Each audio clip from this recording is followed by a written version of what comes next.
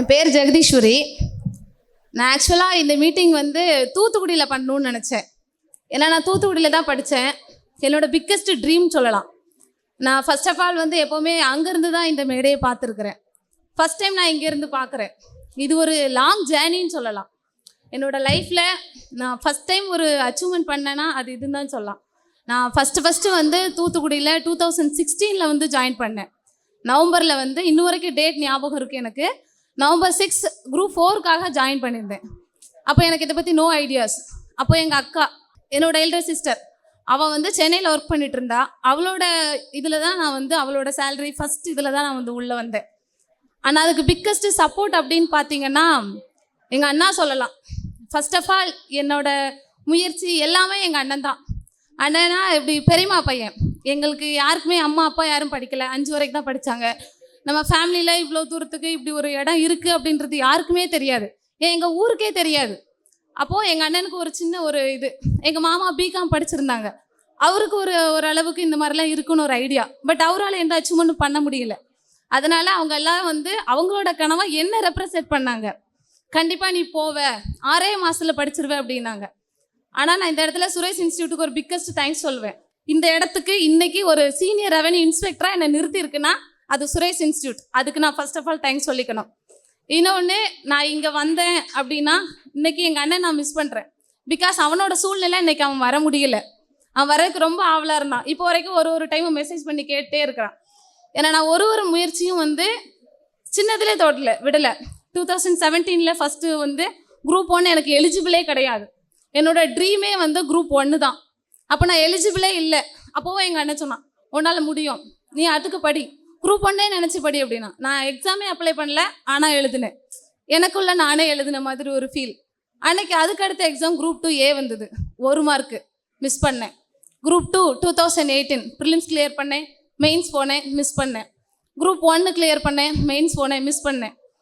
அடுத்து 2020 SI 1 second. எல்லாரும் சொல்லுவாங்க வாழ்க்கையோட 1 செகண்ட் வலி எப்படி இருக்கும் அப்படின்றத நான் அன்னைக்கு உணர்ந்தேன். அன்றைக்கி 2020 அந்த 1 செகண்டில் நான் வந்து வின் பண்ணியிருந்தேன் அப்படின்னா இன்றைக்கி நான் ஒரு சப் இன்ஸ்பெக்டராக இருந்திருக்கலாம். இன்றைக்கி ஒரு ரெவன்யூ இன்ஸ்பெக்டராக இருக்கேன். என்ன எல்லாமே இன்ஸ்பெக்டர் தானே அப்படின்னு நினைக்க வேண்டியது இருக்குது. பட் ஆனாலும் எனக்கு அது வலி. ஏன்னா நான் கிரவுண்டு பக்கமே போனதில்லை. அதே சமயத்தில் நான் ஒரு பொண்ணாக இவ்வளோ ஏஜ், இன்றைக்கி 28 ஏஜ் ஆகிருக்கு, மேரேஜ் ஆகலை. அப்போ எவ்வளோ ஸ்ட்ரகிள்ஸை வந்து நான் ஃபீல் பண்ணணும் இல்லையோ, எங்கள் அம்மா அப்பா ஃபீல் பண்ணியிருப்பாங்க. ஒரு பொண்ணை இவ்வளோ தூரம் படிக்க வைக்கிறியே, ஏன், எதுக்கு, ஏன் படிக்க வைக்கணும், அந்த பொண்ணு இந்த சம்பாதிச்சு உங்ககிட்டே கொடுக்க போகுது அப்படின்னு சொல்கிற இடத்துலலாம் எங்கள் அம்மா இல்லை, என் பிள்ளை படிக்கும். எங்கள் அப்பா எப்போவுமே சொல்கிற ஒரு வார்த்தை, உனக்கு என்ன தோணுதோ நீ பண்ணுமா, அப்பா இருக்கேன். அந்த சப்போர்ட் நான் தேங்க்ஸ் சொல்லணுன்னா எனக்கு பெரிய பட்டாளமே இருக்குது, அந்தளவுக்கு சப்போர்ட். ஆனால் இந்த இடத்துல எனக்கு அந்த சப்போர்ட்டுமே வந்து ஒருவேளை அந்த ஒரு மார்க்கை விடுறதுக்கு காரணமாக இருந்துச்சோ அப்படின்னு தோணும். அப்படி இருக்கும்போது ஒருத்தர் என்னை பார்த்து கேட்டார், குரூப் 1 பண்ணுறிய, உனக்கு என்ன தகுதி இருக்குது அப்படின்னாங்க. இவ்வளோ வருஷம் படிக்கிற, ஒரு குரூப் 1 பண்ணதுக்கு உன்னால் முடியலை, ஒரு இது பண்ண முடியல, அட்லீஸ்ட் ஒரு குரூப் 4ஆவது பாஸ் பண்ணி காட்டு அப்படின்னாங்க. அன்னைக்கெல்லாம் வந்து எனக்கு இருக்கிறதுல ஒரு மிகப்பெரிய கஷ்டம் அன்னைக்கு தான். இத்தனைக்கும் அந்த பர்சன்ஸை என்கிட்ட நல்லா பேசுவாங்க. அப்போ யோசிச்சு பார்த்தேன், நம்ம ஏதாவது ஒரு வேலை ஃபஸ்ட்டு நம்ம எடுக்கணும் போல, நம்மளோட ட்ரீம் குரூப் 1ன்னே வச்சுட்டு இருக்கக்கூடாது போல, நம்ம வந்து ஃபஸ்ட்டு ஒரு வேலையை எடுத்துட்டு அப்புறம் நம்ம ட்ரீமை நோக்கி ஓடுவோன்னு. அந்த மாதிரி தான் நான் உங்ககிட்டையும் சொல்கிறேன். முதல்ல ஒரு வேலையை தக்க வச்சுக்கோங்க, அதுக்கப்புறம் உங்களோட பேஷனை நோக்கி ஓடுங்க, நிற்காதீங்க, தொடர்ந்து ஓடிக்கிட்டே இருங்க. அதுதான் நான் வந்து பிக்கஸ்ட்டாக வைக்கிறது. இன்னொன்று, நான் வந்து திருநெல்வேலியில் ஒரு நல்ல கிராமம், வெம்னகுடி. கூகுள் மேப்பில் கூட அந்த கிராமத்தை தேட முடியாது, அப்படி இருக்கும் அந்த கிராமம். அந்த கிராமத்துலேருந்து இன்றைக்கி நான் ஃபஸ்ட்டாக ஒரு எம்ப்ளாயாக வந்திருக்கேன், ஒரு கவர்மெண்ட் எம்ப்ளாயாக வந்திருக்கிறேன். அப்படி இருக்கும்போது என்ன சொல்கிறது, அவ்வளோ கஷ்டங்கள், நிறைய கஷ்டப்பட்டுருக்கிறேன். ஒரு சொந்த பந்தம் இத்தனை வரைக்கும் எங்கள் வீட்டில் அவ்வளோ பேர், பெரிய குடும்பம், என் கூட பிறந்ததே 6 பேர். நான் தான் ஃபஸ்ட்டாக வந்து இவ்வளோ தூரத்துக்கு வந்திருக்கேன். அப்போ அத்தனை பேர் அப்போது சப்போர்ட்டு. அக்கா வீட்டுக்கார் அவங்கெல்லாம் கூட எனக்கு சப்போர்ட் பண்ணுவாங்க. அப்போ அன்னைக்கு எனக்கு எதிரியாக நின்னது ஒரே ஒரு பர்சன் தான். நீ வந்து என்ன தகுதி இருக்குன்னு கேட்டாங்க. அதுக்கப்புறம் ஒரே ஒரு அச்சீவ்மெண்ட்டு, இந்த அச்சீவ்மெண்ட்டை எடுத்துகிட்டு கால் பண்ணேன், இப்போ என்னோடய தகுதி உங்களுக்கு என்னன்னு தெரியுதா அப்படின்னு. இதுதான் ரிவெஞ்ச், இப்படி தான் இருக்கணும் ரிவெஞ்சு. அதே மாதிரி இன்னொன்று என் மனசில் வந்து ரொம்ப ஸ்ட்ராங்காக பதிஞ்ச ஒரு விஷயம், நான் யாருக்கும் ஒரு பேட் எக்ஸாம்பிளாக இருந்துடக்கூடாதுன்னு நினச்சேன். ஏன்னா நான் ஒரு பொண்ணாக நான் படிக்க வந்திருக்கிறேன். நல்ல கிராமம். ஊரில் எல்லா பாட்டியும் சொல்லுவாங்க, என்ன உன் பிள்ளை படிக்குதுன்னா என்ன தான் படிக்குதோ, எவ்வளோ நாள் தான் படிக்க வச்சுட்டே இருப்பேன் அப்படிம்பாங்க. எங்கள் அம்மாவுக்கும் அதை சொல்லி புரிகிற அளவுக்கு அம்மாவுக்கும் தெரியாது, அப்பாவுக்கும் தெரியாது. ஆனால் படிக்க வச்சாங்க, நம்பி இத்தனை வருஷம் படிக்க வச்சாங்க. அப்போ சொல்லணும்னு நினச்சேன், அடுத்த ஜென்ரேஷன் வரும்போது அந்த பிள்ளை படிச்சுது. எங்கள் அப்பா பேர் சிதம்பரம். அப்போ சிதம்பரம் பிள்ளை படிச்சுது, என்ன கிழிச்சிச்சு, படிச்சுட்டு என்ன பண்ணுச்சு, கல்யாணம் தான் பண்ணி கொடுத்தாங்க.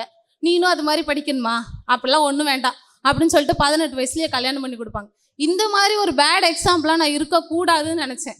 அதனாலவே எங்கள் வீட்டில் எவ்வளோ ஃபோர்ஸ் பண்ணாலும் நான் வேலைக்கு போயிட்டு தான் கல்யாணம் பண்ணுவேன்ற முடிவோடு இருந்தேன். இன்றைக்கி வேலைக்கு நான் போயிட்டேன். அதே மாதிரி தான் பின்னாடி இருக்கிறவங்களுக்கும் நான் சொல்கிறேன், யாருமே யாருக்கும் ஒன்றுமே இல்லாமல் கூட போயிடலாம், ஆனால் பேட் எக்ஸாம்பிளாக இருக்கக்கூடாது. கண்டிப்பாக எல்லாத்துக்கும் ஒரு முன்னுதாரணமாக தான் இருக்கணுமே தவிர பேட் எக்ஸாம்பிளாக யாருமே இருந்துடாதீங்க. எனக்கு சொல்லப்போனால் நிறைய தோல்விகள். குரூப் 4 கூட கவுன்சிலிங் கிடச்சிது, போனேன். ஆனால் கவுன்சிலிங் முந்தின நாள் நீங்கள் வர வேணாம், உங்கள் கம்யூனிட்டியில் போஸ்ட் எல்லாம் காலி ஆயிடுச்சுனாங்க.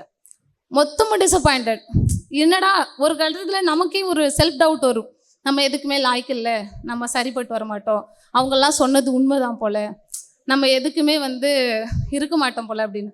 அப்புறம் எங்கள் ஃபேமிலிலேயே ஒவ்வொருத்தரும் சொல்ல ஆரம்பிச்சிட்டாங்க. ஏன்னா அவங்க என்னை கஷ்டப்படுத்தணும்னு சொல்லலை, என்னை பார்த்து பரிதாபப்பட்டாங்க எல்லாருமே. என்னடா நம்ம பிள்ளை இவ்வளோ கஷ்டப்பட்டு வேலை கிடைக்கலையே, என்ன யாரும் இவ்வளோ மாதிரி படிச்சிட வேண்டாம் அப்படின்னு சொன்னாங்க. அப்போ தான் தோணுச்சு, கண்டிப்பாக என்ன மாதிரி எல்லாரும் படிக்க வைக்கணும் அப்படின்னு. அன்றைக்கி எங்கள் சித்தி சொன்னாங்க. ஆனால் சித்தி ரொம்ப அழுதுகிட்டே சொன்னாங்க, ஐயோ ஜெகால மாதிரி யாரும் படிச்சிடக்கூடாது. அவங்க பிள்ளைங்க 2 பேர்த்திட்டு சொன்னாங்க, நார்மலாக படிச்சுட்டு நார்மலாக போயிருங்க பிள்ளைகளா அப்படின்னாங்க. இன்றைக்கி அதே சித்தி தான் சொன்னாங்க, அதே சித்தப்பா சொல்கிறாங்க, ஜெகால மாதிரி படித்து வேலையோட வா அப்படின்னாங்க.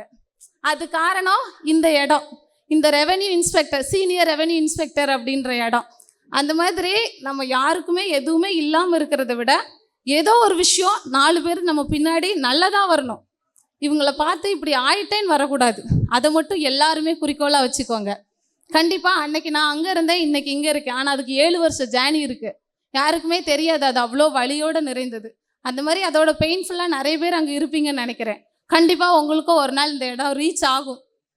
இன்னும் நிறையா சொல்லணும்னு நினச்சேன்னா, ஃபர்ஸ்ட் ஆஃப் ஆல் ஒரு பெரிய தேங்க்ஸு எங்கள் அண்ணனுக்கு தான் சொல்லணும். ஏன்னா அவன் தான் என்னை இந்த இடத்துக்கு கொண்டு வரதுக்கு ஒரு டைமும் மோட்டிவேட்டர். இவங்க தான் என்னோட சித்தி பொண்ணுங்க. இன்னைக்கு இவங்களை இதுக்காகவே கூட்டு வந்திருக்கிறேன் நான். கண்டிப்பாக இவங்களை இந்த மாதிரி பார்க்கணும், நாளைக்கு என்ன மாதிரி வரணுன்றதுக்காகவே இதுக்காகவே ரொம்ப ஃபோர்ஸ் பண்ணி கூட்டு வந்திருக்கிறேன். அவங்களும் ஆர்வம் வந்திருக்காங்க, நாளைக்கு அவங்களும் ஒரு மாதிரி வருவாங்க. இந்த இடத்துல எங்கள் அண்ணனை நான் உண்மையாகவே ரொம்ப மிஸ் பண்ணுறேன். ஏன்னா நான் ஒரு டைமும் கஷ்டப்பட்டு நிற்கும்போது எங்கள் அண்ணன் ஃபுல் சப்போர்ட்டு. பெரியம்மா பையன், அவன் பேர் சத்யபாலன். அவ்வளோ சப்போர்ட்டிவான ஒரு பர்சனை நான் பார்த்ததில்ல. ஆனால் இன்றைக்கி அவனால் வர முடியலை. ஆனால் ஒரு டைமும் ஒரு டைமும் என்னாச்சு எப்படி இருக்குது அவனுக்கு ஆசை, ஆனால் முடியலை. இந்த மாதிரி ஒருத்தருக்கும் ஒரு சப்போர்ட் போன் இருக்கும். எங்கள் அப்பாவுக்கு எப்படி சொல்கிறது, பிள்ளையை நல்லா பண்ணி வச்சிடணும், எல்லா இடத்துக்கும் பிள்ளையை கூப்பிட்டு போயிடணும், பிள்ளை செஞ்சிடணும். ஆனால் அதை கண் கொண்டு பார்க்க அப்பா இருக்க மாட்டாங்க. ஏன்னா ஃபுல்லாக அவங்க ஒர்க்கு ஊரில், எல்லா கிராமத்தில் விவசாயம், அது எல்லா இடத்துக்கும் எங்கள் அம்மாவை தான் அனுப்புவாங்க. எங்கள் அம்மாவுக்கு இதெல்லாம் பார்க்கணுன்னு ஆசை, நானும் கூட்டிகிட்டு வருவேன். இந்த மாதிரி எல்லாத்துக்குமே பர்சனலாக ஒரு விஷயம் இருக்கும். எல்லாருமே நீங்கள் அதை அச்சீவ் பண்ணி இந்த இடத்துக்கு வரணும்னு ஆசைப்பட்றேன். அதுவும் பெஸ்ட் எக்ஸாம்பிளோடு வரணும். நம்ம தான் இந்த பொண்ணு அப்படின்றத விட இப்போ என்னை பார்த்தா சொல்லுவாங்க, அந்த மேடம் சீனியர் ரெவென்யூ இன்ஸ்பெக்டரோட அப்பா. நான் படிக்கும் போதே அப்படி தான் யோசிப்பேன். எங்கள் வீட்லேயுமே சொல்வேன், நாளைக்கே நான் செத்து போயிட்டா கூட இன்னார் பொண்ணு செத்து போயிட்டுன்னு சொல்லக்கூடாதுமா, இந்த ஆஃபீஸர் செத்து போயிட்டாங்கன்னு சொல்லணும் அப்படின்ற ஒரு இது எப்போவுமே நான் சொல்லுவேன். அதே மாதிரி நீங்களும் உங்களுக்குள்ள ஒரு சின்ன மோட்டிவ் வச்சுக்கோங்க. அதை அச்சீவ் பண்ணுறதுக்காக கண்டிப்பாக ஓடுங்க. ஒரு நாள் இல்லை ஒரு நாள் கண்டிப்பாக நடக்கும். நான் முந்தின நாள் ரொம்ப குழப்பத்தில் இருந்தேன், வராதுன்னு ரொம்ப கஷ்டமாக இருந்தேன். அப்போ என்னோட நண்பர் ஒருத்தர் இருந்தார், அவர் நான் இந்த இடத்துல மென்ஷன் பண்ணணும்னு ஆசைப்பட்றேன். அவர் பேர் சுப்புராஜ், பிசிஆர் செலக்ட் ஆகிருக்காரு. நான் இதே கஷ்டங்களும் இதே மாதிரி அவரும் கஷ்டப்பட்டார். அவர் பிசிஐ இப்போ ஒர்க் பண்ணிட்டுருக்காரு. இது குரூப் 2ல் கிடைக்கல. அப்போது அந்த அண்ணா தான் சொன்னாங்க, ஏன்னா நான் குரூப் 2 கவுன்சிலிங் வரும் நான் நினைக்கவே இல்லை. ஃபுல்லி பிளைண்ட்டு, ஒரு ப்ரைவேட் ஜாப் பண்ணிகிட்டு இருந்தேன். அப்போ அவங்க சொன்னாங்க, பாப்பா உனக்கு வரும் நீ பாரு அப்படின்னாங்க. நான் முந்தின நாள் நைட்டு தான் அப்புறம் பார்க்குறேனே.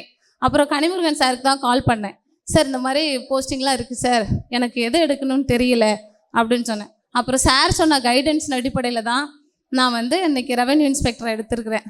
Thank you sir. ஏன்னா நான் இந்த இன்ஸ்டியூட்டுக்கு ரொம்ப ரொம்ப ரொம்ப தேங்க்ஸ் பட்டிருக்கேன். எல்லாரும் ஒரு டைம் இங்கே படிப்பாங்க, இன்னொரு டைம் இன்னொரு இடத்துல படிச்சிருப்பாங்க. நான் அப்படி கிடையாது. 7 வருஷமும் சுரேஷ் தான், தூத்துக்குடி தான். இதெல்லாம் தூத்துக்குடி மேடையில் பேசணும்னு நினச்சேன். ஆனால் வேலையில் ஜாயின் பண்ணதுனால எனக்கு வந்து லீவு கிடைக்கல, பேச முடியலை. அதனால அதுக்கான வாய்ப்பாக சென்னையை யூஸ் பண்ணிக்கிட்டேன். அவ்வளோதாங்க. தேங்க்ஸ். ஊரில் எல்லாரும் ரொம்ப படிக்க வச்சுருக்கா பிள்ளைய இன்னும் கல்யாணம் பண்ணி கொடுத்தாங்கன்னு நிறைய பேர் பேசுவாங்க. ஆனால் எங்களுக்கு ஆசைப்படுறா, படிச்சுட்டு நல்ல பெரிய ஆளாக வருவா அப்படிங்கிற மாதிரி நாங்கள் பேசுவோம். இருந்தாலும் எனக்கு ரொம்ப கஷ்டமாக இருக்கும், பிள்ளைக்கு வேலை கிடைக்கல, எல்லாரும் இப்படி சொல்கிறாங்களே, கல்யாணம் பண்ணாமல் இன்னும் படிக்க வச்சுருக்கான்னு சொல்கிறாங்களேன்னு எனக்கு ரொம்ப கஷ்டமாக இருக்கும். ஒவ்வொரு நாளும் ஒவ்வொரு கோயிலுக்காக சாமிகிட்ட தான் வேண்டுவேன், எப்படியாவது வேலை கூட என் பிள்ளைக்கு அப்படின்னு. ஒரு நாள் ஃபோன் பண்ணி சொன்னால் வேலை கிடச்சிருக்கு, எனக்கு ரொம்ப சந்தோஷம். இன்றைக்கி நீங்கள் கும்பிட்ட சாமி கைவிடலாமா அப்படின்னா எனக்கு ரொம்ப சந்தோஷமாக இருந்துச்சு. அப்பா வந்திருப்பாங்க, அவங்களுக்கு வர முடியாத சூழ்நிலை, அதனால் நீ மட்டும் போயிட்டு வான்னு சொன்னாங்க, அதனால் நான் வந்தேன். ரொம்ப நன்றி. சுரேஷ் IAS அகாடமி, வெற்றியின் முகவரி.